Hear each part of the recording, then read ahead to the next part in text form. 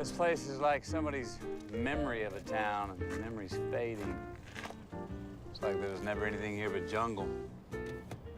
There's something about lost and abandoned places.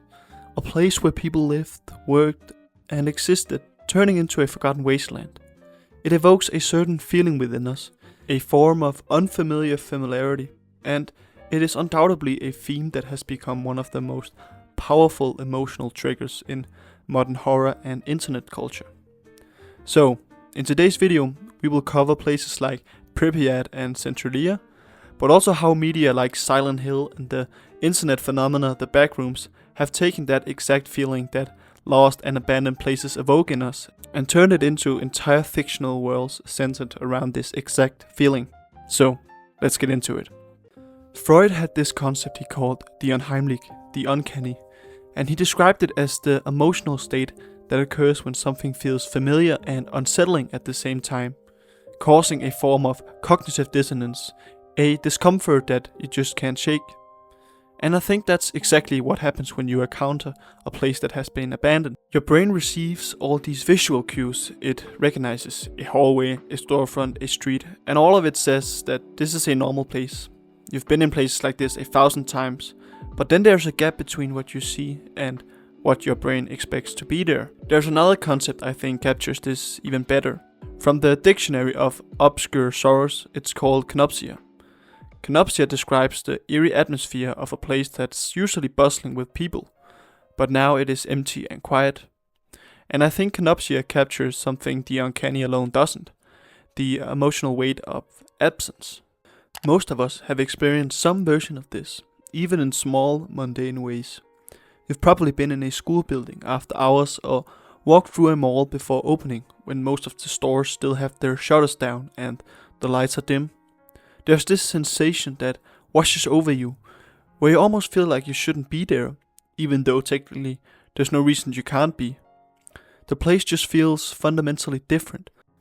Now, let's talk about real places that have embodied this feeling, because there are a few locations around the world that have become almost famous specifically for how they make people feel when they visit.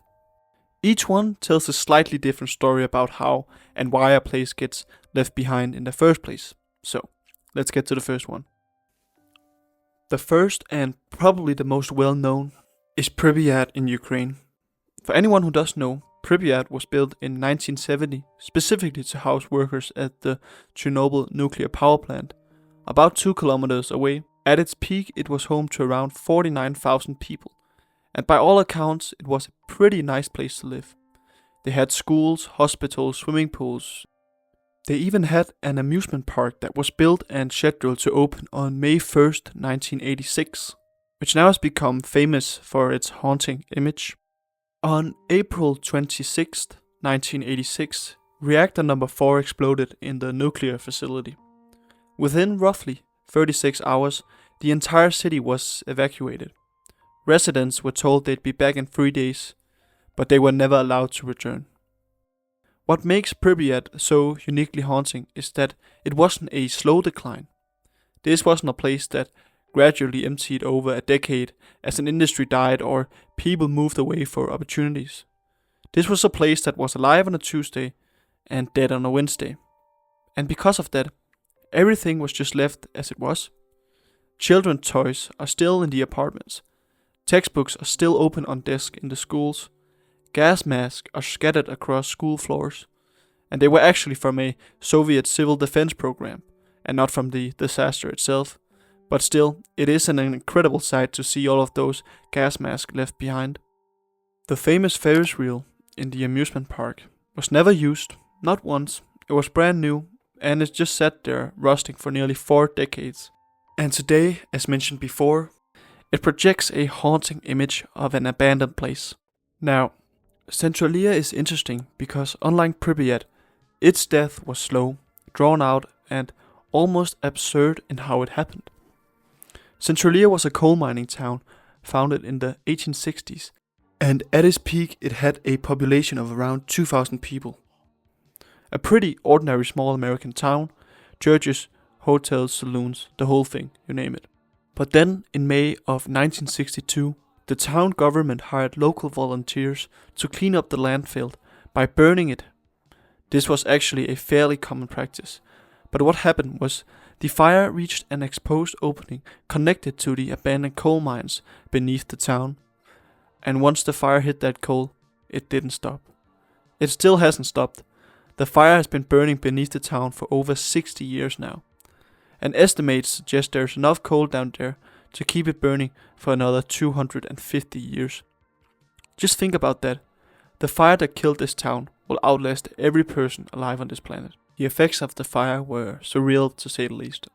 The ground became very unstable and sinkholes started opening up. In 1981, a 12-year-old boy fell into a sinkhole that opened in his own backyard, and his cousin had to pull him out while the hole vented steam and carbon monoxide.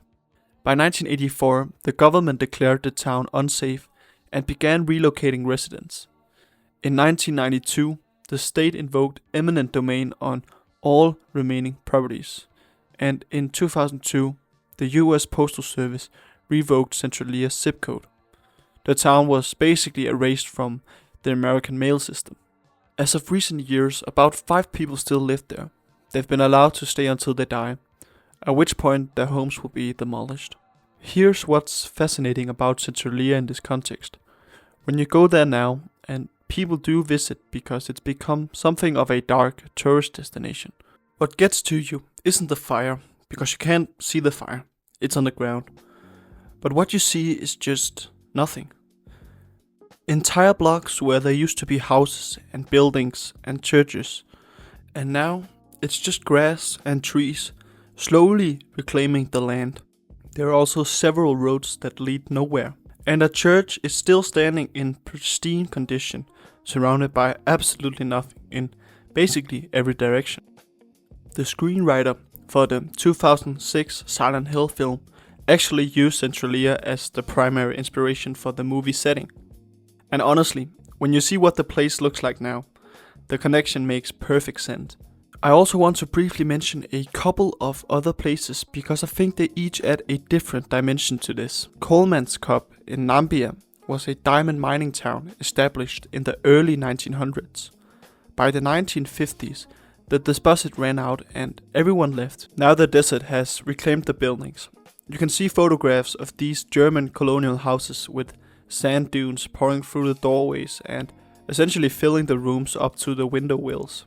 And then there's the Hashima Island in Japan, a coal mining island that held over 5,000 people in the late 1950s, one of the most densely populated places on Earth at that time.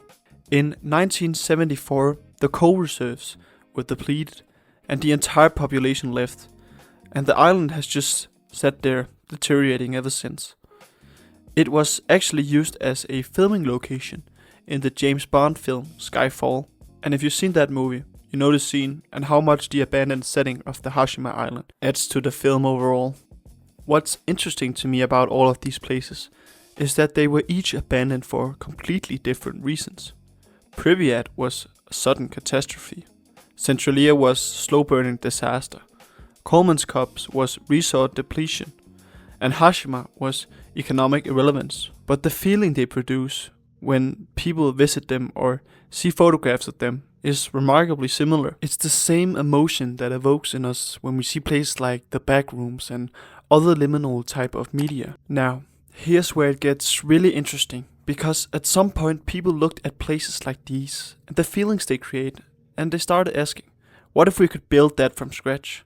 What if you could construct a fictional space that taps into the exact same psychological nerve? Silent Hill 2 might be the single best example of taking the feeling of an abandoned place and essentially weaponizing it.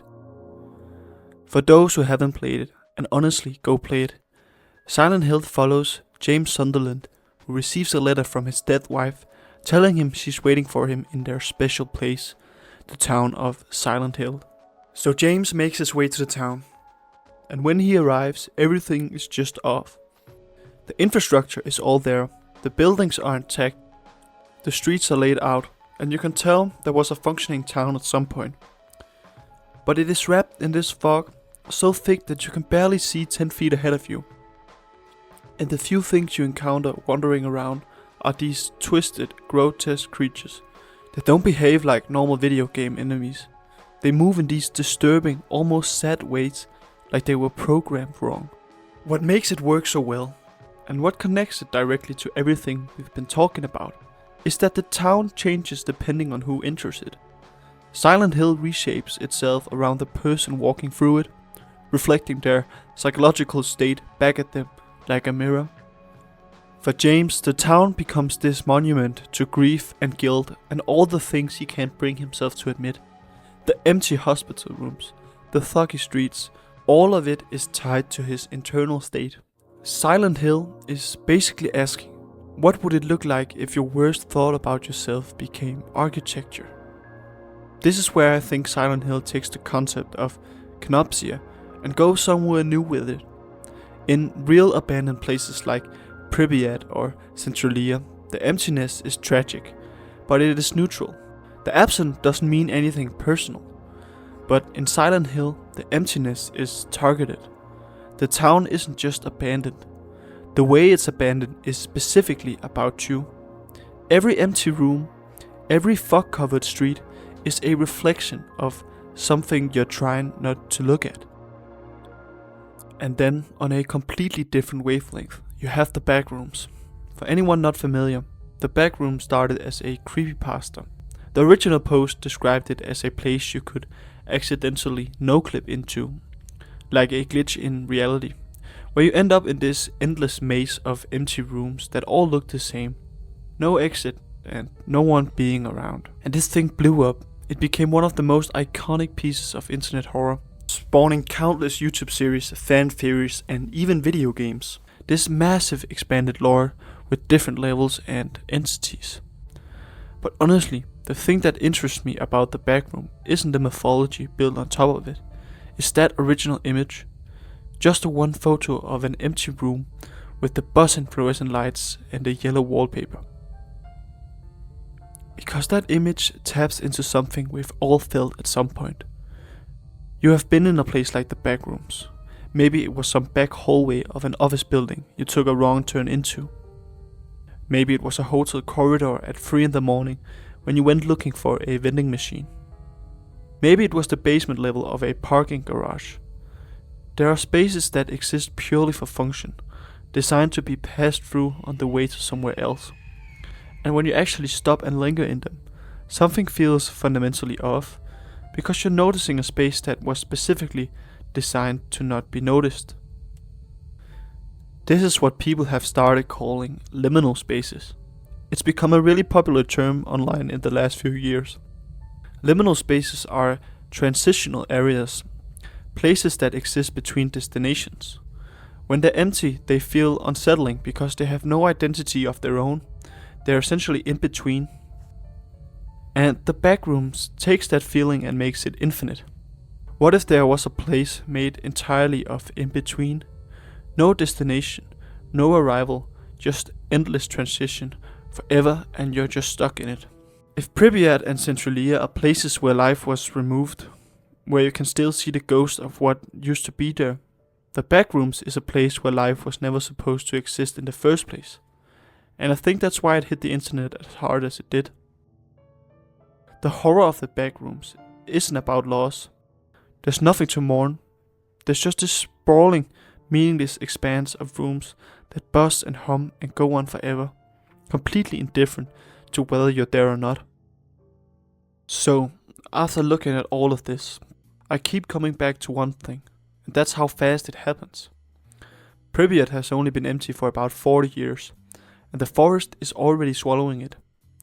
Trees are growing through apartment buildings. Moss is covering the playgrounds. Centralia's houses are just gone. There's grass where entire neighborhoods used to be. Kolmanskop has sand dunes drifting through living rooms.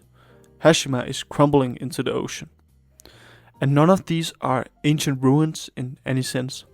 These are places that had electricity and running water and people watching television, and within a single human lifetime, you can barely tell. Which is kind of a wild thing to sit with, because we treat our spaces like they're permanent. Your apartment, your school, the building you work in. You walk through them every day and they feel like they've always been there and always will be. I think that's the thing that actually connects all of this. The real places, Silent Hill, the Backrooms, the photographs of empty malls at 2 in the morning. They all touch the same nerve, which is the quiet recognition that the spaces we fill with our lives are temporary. We pour ourselves into them, our routines, our memories, our stuff, and we kind of assume that gives them some permanence, but it doesn't. Maybe that's why a single photograph of a yellow carpeted office with fluorescent lights can unsettle millions of people. Why walking through a foggy town on a PlayStation 2 can stick with you for years. Why people fly across the world to stand in Pripyat and feel whatever that feeling is. Kenopsia, the uncanny. That thing you felt walking through your school after hours. We keep coming back to these places because they show us something we usually get to ignore. Thank you guys for watching. If you like this video, please like, share and recommend, and see you in the next one.